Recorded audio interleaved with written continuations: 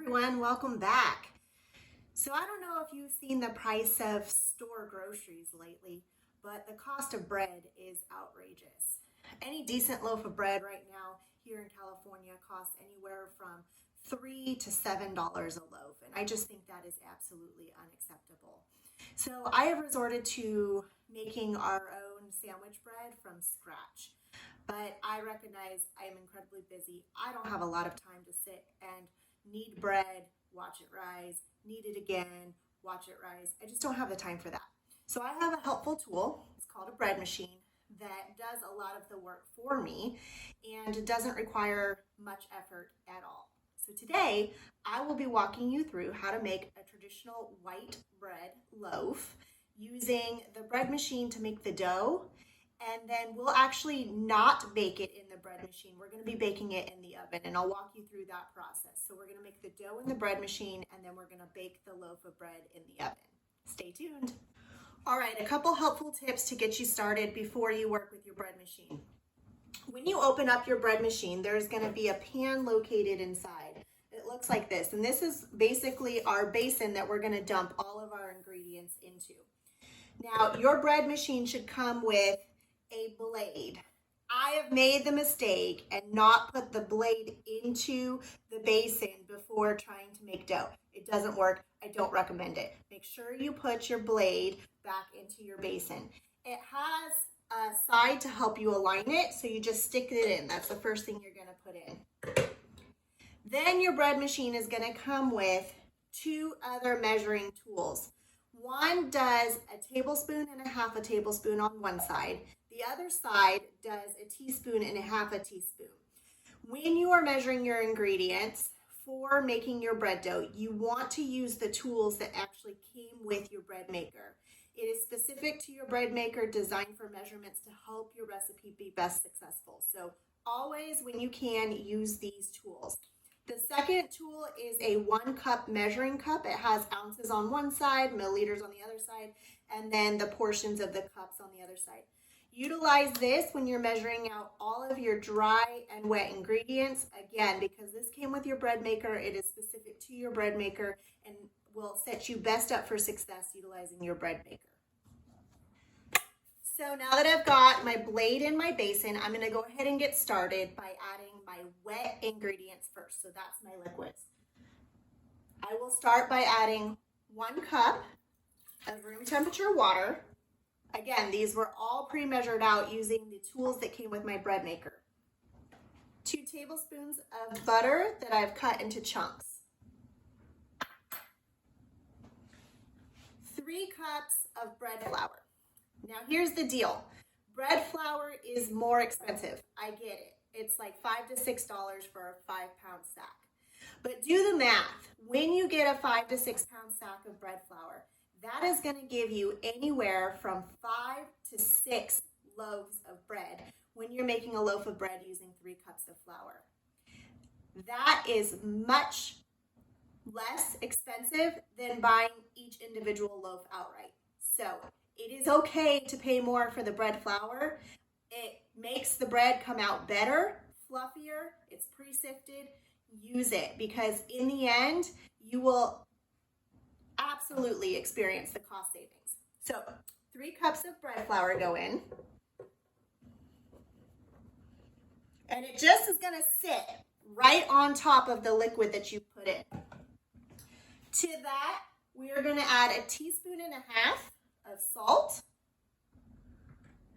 We are going to add 2 tablespoons of powdered dry milk, which is also a lot less expensive than regular milk these days. 1 tablespoon of sugar. And then we're going to use our tool that we had for measuring, and we are going to make what's called a well, or a little divot. It's like a little dimple in the flour.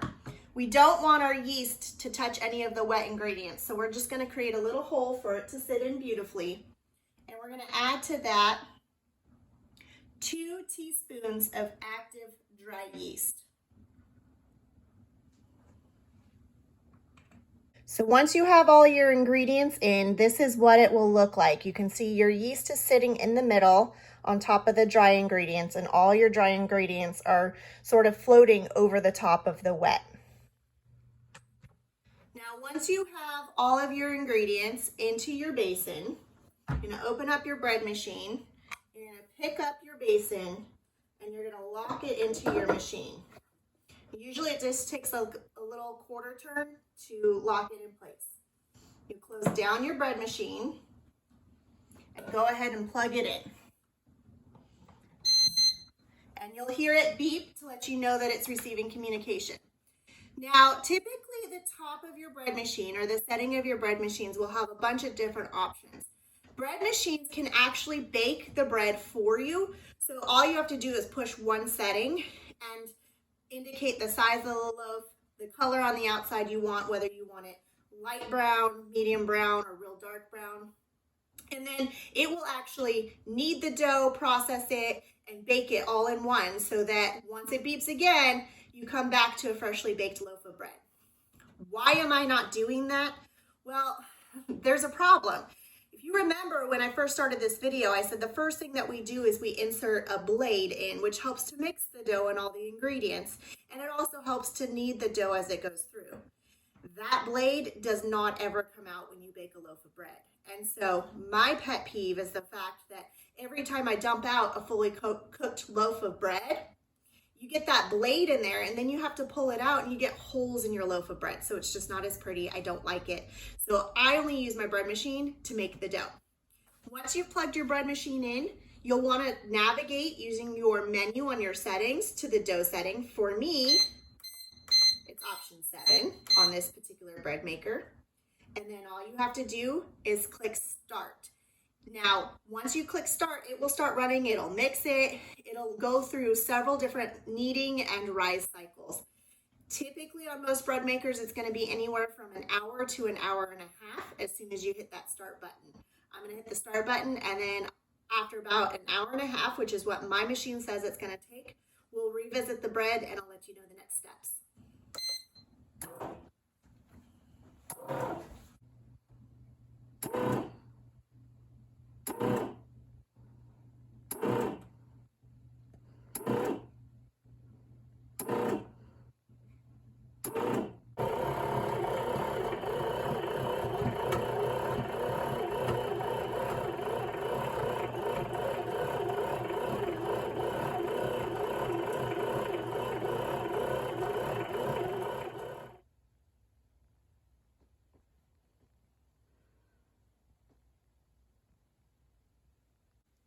Okay, so it's been an hour and a half. I've had a chance to do a lot of stuff around the house while this machine was running. I'm going to go ahead and pull out the dough as it's risen, and I'm going to put it onto a lightly floured surface. We're going to give it a quick knead, and then we'll place it into the bread pan that it's going to bake in.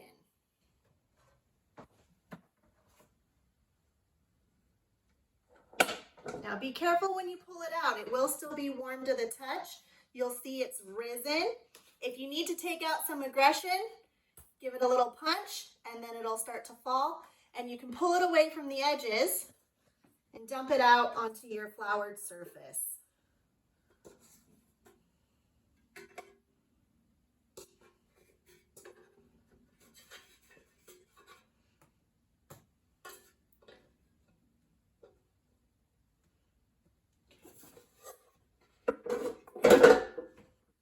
Okay, so I'm gonna get some flour on my hands, put some flour on the top of this, and then I'm just gonna knead it. And really all you do is you just give it little quarter turns and push it into the middle. We're gonna knead for about 3 to 5 minutes. As it goes through, you're gonna see air bubbles, and you wanna push those air bubbles out. I know it sounds weird because you want your bread to be nice and fluffy, but you do want to get the air bubbles out at this point.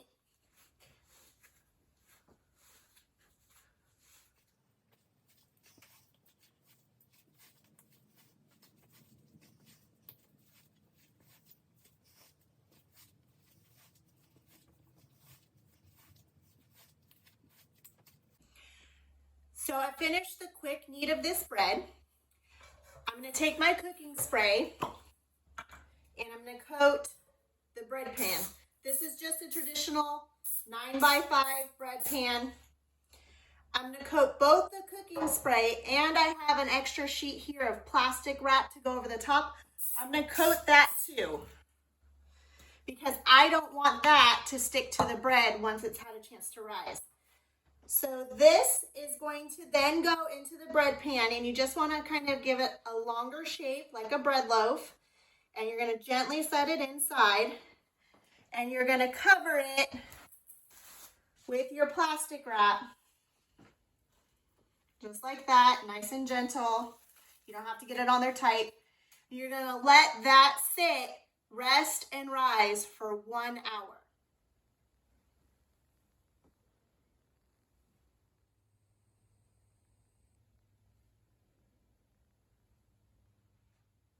All right, so we're about 45 minutes in. You can see the loaf is risen. It's just peeking over the top of the loaf pan.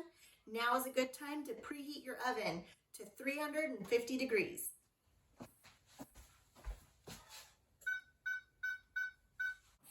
So we're right at an hour. My oven's preheated. I'm going to take the cover off of this, and we're going to stick it in the oven for 30 minutes. All right, in it goes.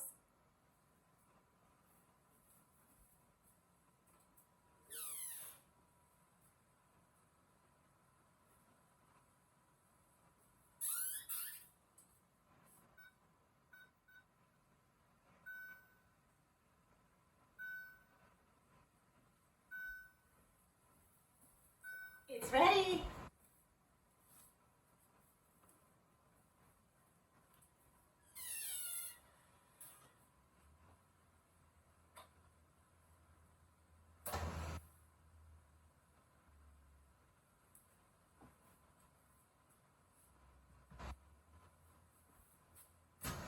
So the bread is hot and ready straight out of the oven, and there's a couple things on this that you want to look for. The first thing is the color.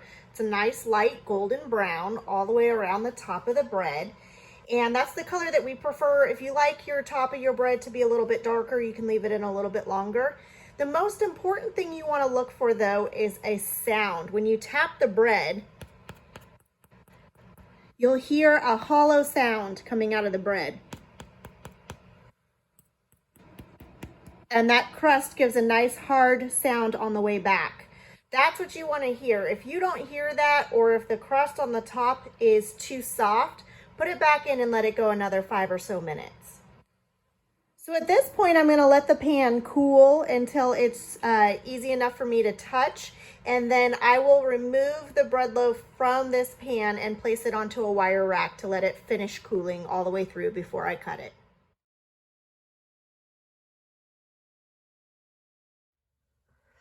Time has come. We can go ahead and slice this and see what we've got here.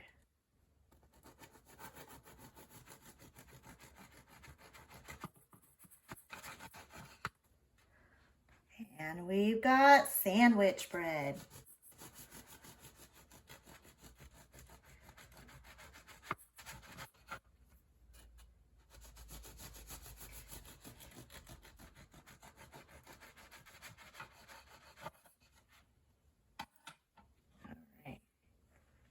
See how nice and fluffy that is, and it's going to taste way better than what you'd get at the store. Plus you made it for cheaper. So I'm going to go ahead and finish slicing up this sandwich bread, and we're going to eat on it throughout the week.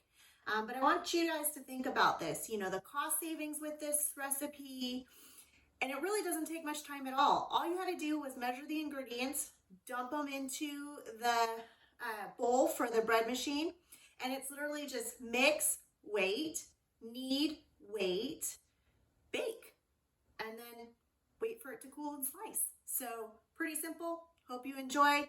If you like this video, subscribe, comment down on the links, like, and we'll see you next time. Bye.